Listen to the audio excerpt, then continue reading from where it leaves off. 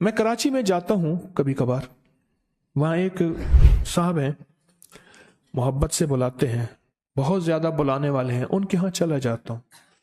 میں نے دیکھا تو ان کا بھائی جو ہے ایسے چل رہا تھا تو ہاتھ میں تسبیح تھی، بات تھوڑی کرتا تھا، تسبیح زیادہ پڑھتا تھا۔ اس کا دبئی میں بہت بڑا کاروبار، جسے کہنا چاہیے بہت بڑا کاروبار دبئی میں۔ کہنے لگا گاڑی میں جا رہا تھا، کچھ لوگ آئے، گاڑی کا دروازہ کھولا، بیٹھے، مجھے لے گئے۔ پھر میرے گھر والوں کو مہینوں پتہ نہ چلا، اور اس کے بعد بڑی اذیتوں کے بعد میں چھوٹا۔ اب وہاں بیٹھ کے پھر اللہ ہی تھا تنہائی میں، اور تو کوئی تھا ہی نہیں۔ کہا کہ وہ اللہ سے ذکر کرنے اور باتیں کرنے کی ایسی کوئی مجھے عادت سی پڑ گئی ہے، اب لوگ مجھے کہتے ہیں کہ آپ جیل کی اذیتوں کی وجہ سے خاموش ہو گئے ہیں۔ میں لوگوں کو لاکھ کہتا ہوں، نہیں، وہ مانتے نہیں۔ جیسے نا بندہ کوئی غم کی وجہ سے بعض اوقات نا چپ ہو جاتا ہے، وہ کیوں کہتے ہیں؟ اسے چپ لگ گئی ہے، خاموش ہو گیا ہے۔ تاکہ میں لوگوں کو کہتا ہوں نہیں، میں جیل کی وجہ سے خاموش نہیں ہوں۔ اس قید نے، اس جیل نے میرے اوپر جو آزمائش بھیجی ہے، اس قید نے اور جیل نے میرے اوپر جو آزمائش بھیجی ہے، اور میں پھر وہاں ذکر کا عادی بنا، دعاؤں کا عادی بنا، تسبیح کا عادی بنا، اعمال کا عادی بنا، اور وہ عادت سی پڑ گئی ہے، اور وہ عادت سی ایسی پڑی ہے کہ بس سارا دن اب اسی میں لگا رہتا ہوں، سارا دن اب اسی ذکر میں اور اسی یاد میں لگا رہتا ہوں۔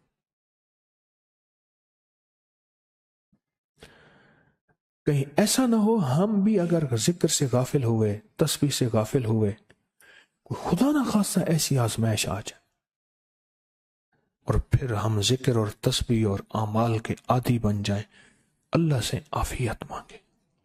اور اگر ہماری زبانوں پہ تسبیح ذکر آ گیا ہے عافیت کے دنوں میں، تو سمجھ لیں یہ اس کی عطا ہے، یہ اس کی نعمت ہے، یہ اس کی کریمی ہے، یہ اس کا فضل ہے۔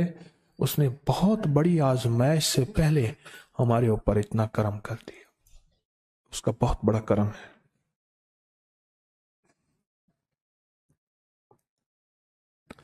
اس لیے اللہ جل شانہ کے حبیب کملی والے نے آزمائشوں سے پناہ مانگی ہے۔ اللہم انی اعوذ بک من جہد البلا، آزمائش، کوئی بلا آ جائے، ودرک شقا، شقاوت میں میرا نام آئے، بدبختی میں، یہ بھی آزمائش ہے، وسوء القضاء، میرے لیے ایسے فیصلے ہونا شروع ہو جائیں جو مجھے برباد کر دیں، ایک کے بعد دوسرا میرے حق میں فیصلہ، میرے خلاف فیصلے سارے، وشماتت الاعداء، اور ایسا وقت میرے آزمائش نہ آئے کہ دشمن تالیاں بجائے، دشمن ہنسے اور میرا مذاق اڑائے۔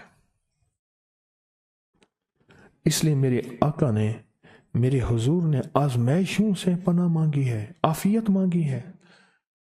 اللہم انی اعوذ بک من زوال نعمتک، اللہ نعمت دی پھر اس کا زوال آ گیا، وتحول عافیت، عافیت دی اور تو نے چھین لی۔ اللہم انی اعوذ بک من زوال نعمتک وتحول عافیتک وفجاءت نقمتک وجمیع سخطک، اے اللہ کو میرے اوپر ایسے حملے ہوں اور سختیاں میرے اوپر شروع ہوں، مولا میں اس سے پناہ مانگتا ہوں۔ میں مانگتا کیا ہوں؟ ربنا آتنا فی الدنیا حسنۃ، اس سے دنیا کا بہترین پیکج مانگتا ہوں، وفی الآخرۃ حسنۃ، تو سے آخرت کا بہترین پیکج، شاندار، لاجواب، بہترین۔ ہاں، آزمائشیں، مصیبتیں، تکلیفیں، حوادث، حادثات، ناکامیاں، بیماریاں، پریشانیاں، میں نہیں مانگتا مولا۔ اللہم انی اعوذ بک من الہم والحزن، ہم کہتے ہیں ٹینشن کو، انزائٹی کو، اسٹریس کو، ڈپریشن کو، اندر غم ہے باہر پتہ ہی نہیں، اس کو ہم کہتے ہیں، اور حزن کہتے ہیں جس پہ ہائے ہائے ہو، اللہ میں تجھ سے اندر کا دکھ جو مجھے دیمک کی طرح کھائے اور باہر کا دکھ جو مجھے تڑپائے، اندر کا دکھ کھائے اور باہر کا دکھ تڑپائے، اللہ میں اس سے پناہ مانگتا ہوں۔ ہم والحزن، عجز والکسل، ایسا کہ میں عاجز ہو جاؤں یا میرے پر سستی غالب ہو جائے۔ کتنے لوگ ایسے ہیں ان کے اوپر سستی غالب ہے، بہت بڑی مصیبت ہے زندگی کی۔ میرے آقا کملی والے نے اس سے پناہ مانگی، اللہ کے حبیب میرے آقا نے آزمائشوں سے پناہ مانگی۔ اللہم انی اعوذ بک من الفقر والکفر،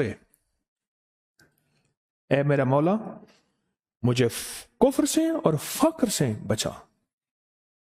فقر ایسا، غربت ایسی آئے کہ میرے ذہن میں ہر وقت لوگوں کی جیبوں پہ نظر ہو، ہر وقت لوگوں کی جیبوں پہ نظر ہو۔ یہ دو وقت میں ہوتا ہے، ذہن نشین رکھیے گا۔ اس فقیر کا تجربہ ہے، ایک جب طمع بڑھ جاتا ہے، لالچ بڑھ جاتی ہے، اس وقت لوگوں کی جیبوں پہ نظر ہوتی ہے۔ جب فقر بڑھ جاتا ہے، غربت اور تنگ دستی اور فقیری بڑھ جاتی ہے، پھر لوگوں کی جیبوں پہ نظر اس کی ہوتی ہے اور اللہ کے خزانوں پہ نظر نہیں ہوتی یا کم ہوتی۔ اے میرا مولا مجھے فقر سے بچا اور کفر سے بچا، کہ ایسا وقت نہ آئے میں اپنا دین بیچ بیٹھوں، اپنا ایمان بیچ بیٹھوں۔ ہمارے ایک مخلص تھے عبد الوحید سلیمانی صاحب رحمۃ اللہ علیہ، کہنے لگے انارکلی میں میرا ایک دوست تھا، تو میں اس دوست کے ساتھ زندگی گزری، پنجاب یونیورسٹی میں اکٹھے پڑھتے تھے۔ تو پھر پتہ چلا کہ وہ بہت مالدار ہو گیا، اسلام آباد کے ایک بہت بڑے سیکٹر میں گیا تو اس کا گھر دیکھا، گاڑیاں، بڑا گھر، اور یہاں اس کے پاس ایک پرانی سی پتلون ہوتی تھی اور غربت ہوتی تھی، اور انارکلی کے کسی اوپر چبارے کے کسی کمرہ لیا ہوا تھا۔ تو میں نے اس کا نام لے کے پوچھا یہ کیا؟ اس نے ایسے سینے پہ ہاتھ رکھ کے کہا بس یہی بیچا ہے، اب باقی سب ٹھیک ہے، سینے پہ ایمان بیچا ہے، سب کچھ مل گیا۔ اللہ میرے پر وہ وقت نہ لا جب میرے اوپر فقر غالب آ جائے یا کفر آ جائے۔ میری آقا کملی والے نے آزمائشوں سے پناہ مانگی، اور آپ حضرات کتنے خوش قسمت ہیں، اس کی شان کریمی اللہ نے آزمائشوں سے بچائے، اور انشاءاللہ ان نام کی برکتوں سے، ان دعاؤں کی برکتوں سے، ان تسبیحوں کی برکتوں سے، اس اللہ کے نام لینے کی برکت سے انشاءاللہ اللہ اور آزمائشوں سے بچائے گا۔ اللہ نے بغیر آزمائشوں کے ہمیں اپنا نام دے دیا، اپنے نام کی تسبیح دے دی، اپنا ذکر دے دیا، اپنی یادیں دے دی۔ کسی جگہ منہ سے اللہ نکل جاتا ہے، کہیں رحمان نکل جاتا ہے، کہیں بسم اللہ نکل جاتا ہے۔ ابو عبداللہ مغربی فرماتے ہیں میں نے رسول اللہ صلی اللہ علیہ وسلم کو خواب میں دیکھا، عرض کیا مجھے اللہ سے ایک حاجت ہے، کس وسیلے سے دعا مانگوں؟ عرض کیا مجھے اللہ سے ایک حاجت ہے، کس وسیلے سے دعا مانگوں؟ کوئی عمل بتا دیں، کوئی وسیلہ بتا دیں آقا۔ میں نے حضور سے خواب میں سوال کیا تو آپ نے ارشاد فرمایا جس کو بھی اللہ سے کوئی حاجت ہو اسے چاہیے وہ سجدے کرے، یعنی 2 رکعت ادا کرے اور سجدے کی ہر رکعت میں 40 مرتبہ آیت کریمہ پڑھے، جو میں عمل میں بتایا کرتا ہوں، لا الہ الا انت سبحانک انی کنت من الظالمین۔ جب بھی کوئی مشکل ہو، الجھن ہو، پریشانی ہو، کوئی تکلیف ہو، کوئی مسئلہ ہو، تو میرے حضور نے فرمایا کہ تو ایسا کر،